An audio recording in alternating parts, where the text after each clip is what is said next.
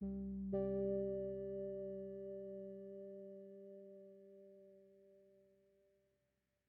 Big Bang Theory is one of the most widely followed theories of how the universe formed approximately 13.7 billion years ago in the aftermath of a violent explosion. This theory basically states that the universe started off as a hot and dense ball that expanded rapidly at unimaginable speeds when an explosion occurred that forced the material of this dense ball to expand and scatter everywhere, and the universe was created. Then, the atoms cooled down and the gases cooled and condensed as well. However, the universe is still expanding to this day at a constant rate. But what exactly lets us know that the universe is expanding in this manner?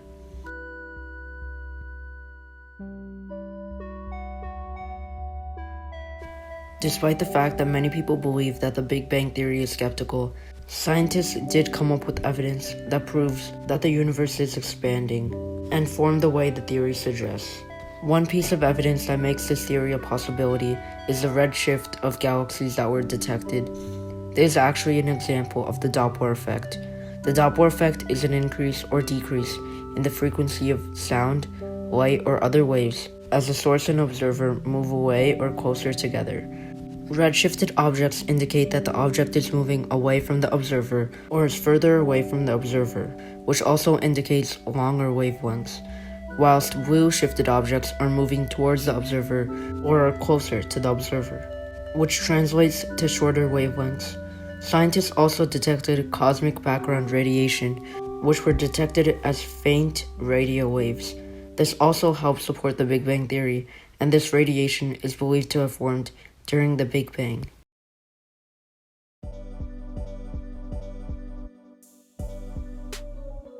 The universe is an immense area that encapsulates all of space and its content.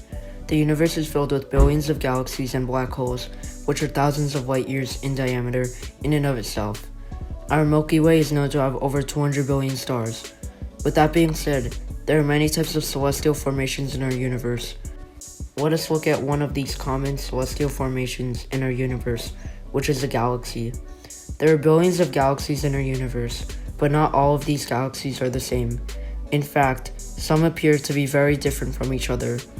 Galaxies can come in three shapes as we know of so far: elliptical, spiral, and irregular. Our Milky Way is a spiral galaxy. This can be seen based on the shape of the galaxy. Shapes of galaxies are also associated with their star's age. Irregular galaxies are typically filled with young stars.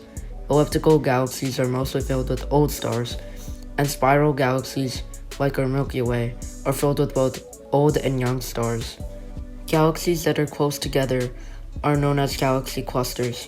The galaxy cluster of our Milky Way is called the local group, which includes 28 galaxies. They include 3 spirals, 11 irregular, and 14 elliptical galaxies.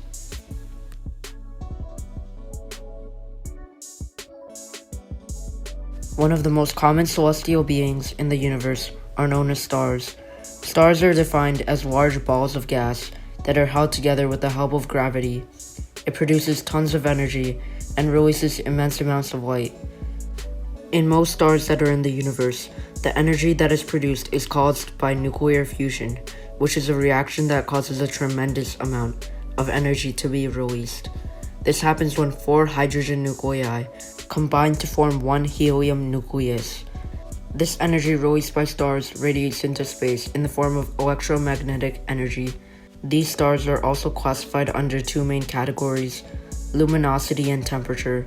Luminosity is the rate of energy released by a star in the form of light compared to our sun. A star's color can be used as a clue as to how hot the star is. Very hot stars appear blue since they emit shorter wavelengths. Red stars are cooler since they emit longer wavelengths, which appears to us as the color red. Some stars can appear yellow, orange, and white. Our sun, for example, appears to us as the color yellow because its temperature is between 5,000 and 6,000 Kelvin. Stars are also categorized in the HR diagram, which shows the relationship between absolute magnitude and temperature of stars. Along with these classifications, stars also go through different phases in their lifetime. In the beginning, stars start out as interstellar clouds. that are called nebula. The gases and particles compile together with gravity into one point, and this gravitational energy is converted into heat energy. This stage takes 1 million years. From here on, the temperature and pressure of this compiling of gases, dust, and other space debris continues to gradually increase over time through nuclear fusion of hydrogen, and a star forms. When the outward gas pressure and gravity levels reach equilibrium, the star becomes a main sequence star in the HR diagram. The star will stay a main sequence star until it nears its death, which takes millions to even billions of years for certain stars. Hot and colossal stars will only survive for a couple of million years since they already give off a lot of energy, but stars like our sun will last much longer. For example, a star like our sun would last about 10 billion years. However, all stars will meet their demise at some point in the future due to lack of fuel and collapse that is imposed by gravity. Low-mass stars would go from being main sequence stars to white dwarfs. Medium-mass stars would go from being a main sequence star to a red giant, and then to a planetary nebula, whilst the outer layer of these collapsing stars would transform into white dwarfs. High-mass stars would go from being a main sequence star to red supergiants, to supernova, and then finally to a neutron star, or a black hole. The life of a star can vary depending on the circumstances, and this life cycle takes millions to billions of years as mentioned above.